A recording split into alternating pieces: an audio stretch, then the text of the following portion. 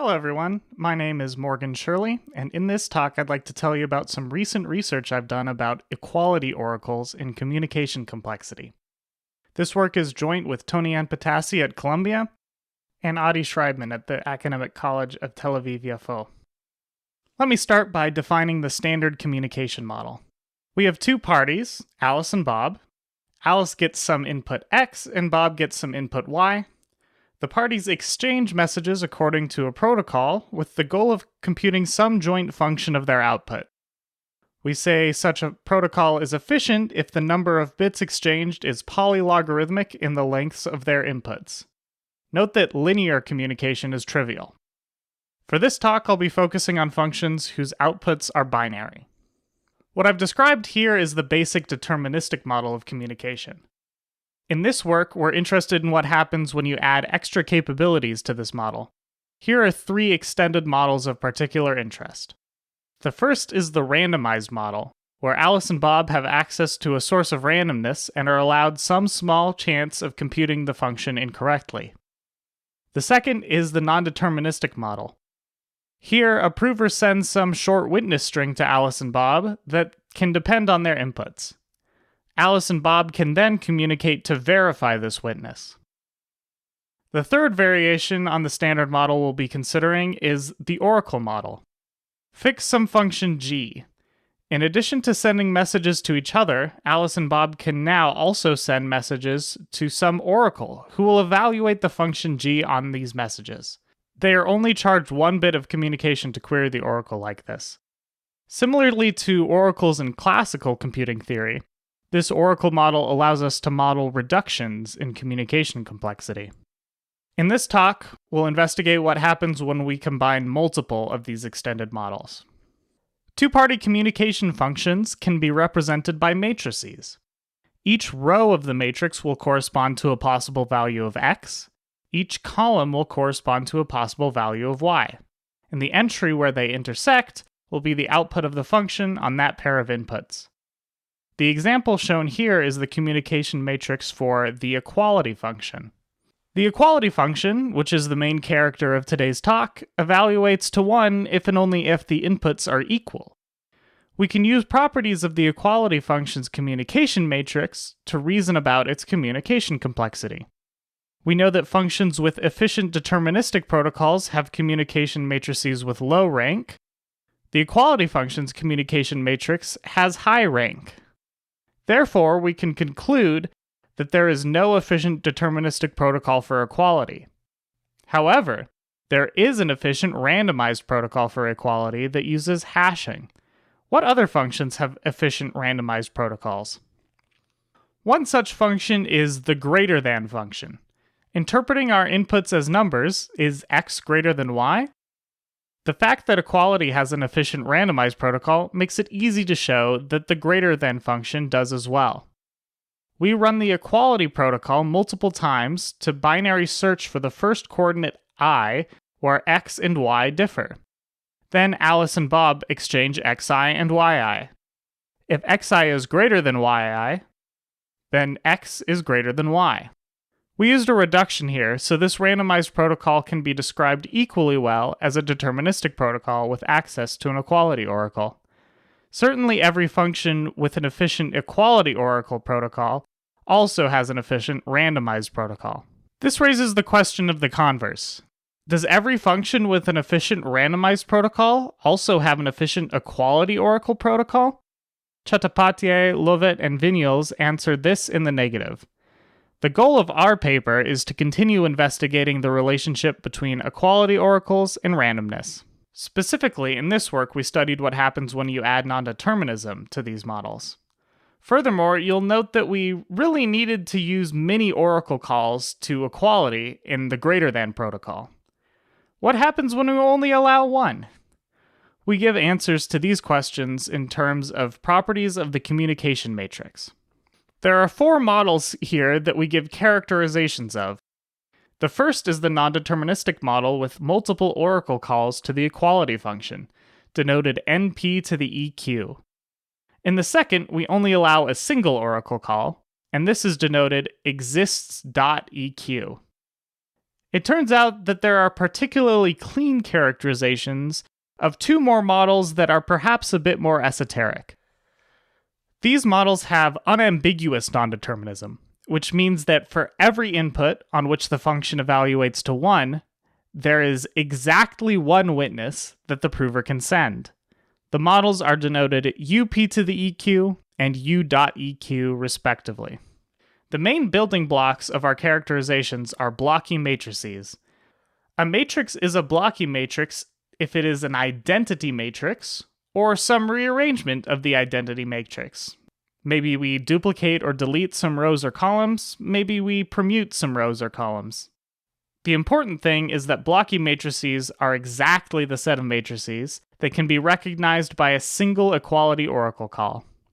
We define the Blocky covering number of a 0-1 valued matrix to be the minimum size of a set of Blocky matrices whose entry-wise OR equals that matrix. The Blocky partition number is the minimum size of a set of Blocky matrices whose entry-wise sum equals that matrix. To better illustrate these, here's an example. I claim that the Blocky covering number of this matrix is at most 3. To prove that this is the case, I will demonstrate that this matrix is the entry-wise OR of 3 Blocky matrices. Here is a drawing that represents the first Blocky matrix. Here is the second. And here is the third. Here are all 3 together. Note that all of the 1s of the matrix are covered, and no 0s of the matrix are covered. And so this is valid to demonstrate the Blocky covering number is at most 3. We call this set of 3 matrices a Blocky cover. To show that the Blocky covering number is exactly 3, I would need to prove that I couldn't cover all of the 1s and none of the 0s with fewer Blocky matrices. Notice that there's a lot of overlap in the matrices in this Blocky cover. This means it wouldn't be a valid Blocky partition. For that measure, the support of the matrices should be disjoint. Another characterization we develop in this work relates to the gamma-2 factorization norm. The gamma-2 factorization norm asks us to factor our matrix as the product of 2 matrices whose rows have low L2 norm. Here, the shorthand R of X means the maximum L2 norm of any row of X. This is a well-studied norm with wide-ranging applications. We introduce the binary variant of the gamma-2 norm in this paper. Binary gamma-2 is defined in the same way as the standard gamma-2, except now the factor matrices must only have entries equal to 0 or 1. Now I can tell you how these characterizations of the communication matrix relate to our models. The complexity of a function in the unambiguous nondeterministic communication with equality oracles model is bounded, up to polylogarithmic factors, by the logarithm of the Blocky partition number, as well as the logarithm of the binary gamma-2 norm of that function's communication matrix. In the normal nondeterministic with equality oracle model, a similar bound can be gotten from Blocky cover number, and a variant of binary gamma-2 that I won't define in this talk. Note something interesting here. Because these bounds are tight up to polylogarithmic factors, we've shown that for these nondeterministic models, having one equality oracle call is about as good as having many equality oracle calls. This is interesting because the same is not true in the deterministic case. There, allowing for more equality oracle calls will give you a stronger model of communication. As a consequence of our characterizations, we get easy proofs of some prior results. I'll tell you a couple of examples. The first example is a result of Chattopadhyay, Mande, and Sharif, who disproved a conjecture called the log approximate rank conjecture by giving a function called syncxor with high randomized complexity but low approximate rank. Our characterization can be used to reprove the fact that this function has low approximate rank. Syncxor is a composed function. I will first define the single input function sync. Consider the complete graph. Each edge of the complete graph is associated with one of the bits of the input. This edge here is associated with input bit zi. The value of zi will assign a direction to the edge. We do this for the entire graph and ask whether or not this directed graph has a sink. This one does. In order to make this a two-party communication function, we compose sync with XOR. This is very simple. It just means that every bit of Z is the exclusive OR of bits from X and Y. There is a simple protocol for sync XOR that uses unambiguous nondeterminism and a single equality oracle call. First, the prover announces the vertex V that is a sink, if there is one. Note that there can only be one sink in the complete graph with directions, so this is an unambiguous witness. Now the parties have to verify that this witness is correct. To do so, Alice can compute the value W that Bob's bits need to take in order for the vertex V to be a sink. Here the notation YV means the input Y restricted to the bits that involve edges incident to V. Alice computes W locally. Now they use a single equality call to verify that W and YV are actually equal. If they are, they know that the witness was correct. We gave an efficient U.eq protocol for the function. Our characterization of U.eq shows that this means that the communication matrix of sync XOR has low binary gamma 2, which of course means it has low gamma 2. A result of Lee and Shraibman that gamma 2 is lower bounded by approximate rank completes the proof. Note that since sync XOR does not have an efficient randomized protocol, it also does not have an efficient deterministic protocol with equality oracles. That latter model is denoted P to the EQ here. This separates P to the EQ from UP to the EQ, which is interesting because of what happens when you leave out the equality oracle. If a function has an efficient protocol with unambiguous nondeterminism, it also has an efficient deterministic protocol. Another application from our characterizations is that we can improve the aforementioned separation between equality oracle calls and randomness. MA is the class corresponding to Merlin-Arthur communication, which is a nondeterministic step followed by a randomized step. Our techniques can be combined with the proof of Chattopadhyay, Lovett, and Vigneault's to separate NP to the EQ from MA. I'd like to sketch the proof here for you.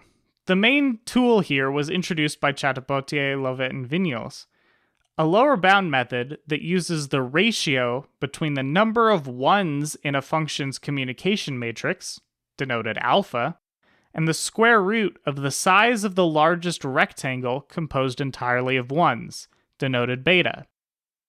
They proved that if a function has an efficient P to the EQ protocol, this ratio must be low. We extend their proof to show that this also holds for functions with efficient NP to the EQ protocols. This can be shown using our connection to Blocky covering number. Recall that NP to the EQ complexity is tightly characterized by Blocky covering number, the number of Blocky matrices needed to cover the ones of the communication matrix. Each of these Blocky matrices in the cover is composed of rectangles. Notice that by the structure of Blocky matrices, only one rectangle from each of the Blocky matrices can be contained in any row or column. For example, this row has 3 rectangles, one each from the 3 Blocky matrices. This row here only has 2 rectangles, which is fine. This holds for every row and every column of the matrix. Each has at most 3 rectangles. Using this observation and the AMGM inequality, we obtain a series of inequalities that I'll show briefly on the screen. You can pause here or check out the paper if you're interested to know the details. The conclusion of these inequalities is that we can bound the sum of the square roots of the areas of all of the rectangles in our cover by an expression that involves the number of Blocky matrices in that cover. Remember that the value beta from the ratio is the maximum area of any rectangle of ones in our matrix. So of course the rectangles on our cover have area at most beta. Furthermore, the value alpha from the ratio is the number of ones overall, which of course cannot be more than the sum of the total areas of these rectangles, as these rectangles cover all the ones in the matrix. Combining these constraints and doing a bit of optimization, we get the desired bound. For the remainder of the talk, I'd like to speak about the open problems that we list in our paper. One of these I would consider a hard problem, and another two were solved between the writing of this paper and this conference. The remaining three problems are, in my opinion, excellent directions for future research. I will use the rest of my time talking about the last two problems here, because I think they most elegantly demonstrate how the tools we introduced in this paper might be used. Recall from before that our techniques were able to separate deterministic communication with equality from unambiguously non-deterministic communication with equality, which is perhaps surprising because the models have similar strength without the equality oracles. There is another known collapse of limited non-determinism to determinism in communication. Aho, Ullman, and Yannakakis showed that if a function has both an efficient non-deterministic protocol and an efficient co-non-deterministic protocol, then it also has an efficient deterministic protocol. This raises an obvious question. What happens with equality oracles? Note that this is also open if we make the non-determinism unambiguous. One way our techniques might help solve these is the connection to the lower bound technique mentioned previously, where the Blocky cover number, and therefore the NP to the EQ complexity, of a function is lower bounded by the ratio between the number of ones and the square root of the largest one rectangle. We can use this fact to show that if a function has a low NP to the EQ complexity, and it has a lot of ones, the function has a large all ones rectangle. Similarly, if a function has low co-NP to the EQ complexity, and it has a lot of zeros, it has a large all zeros rectangle. Combining these, if the function has low NP to the EQ and low co-NP to the EQ complexity, it definitely has a large rectangle that is either all zeros or all ones. This is a strong restriction on the structure of the function's communication matrix that may be exploitable. Thank you for listening to my talk. Bye!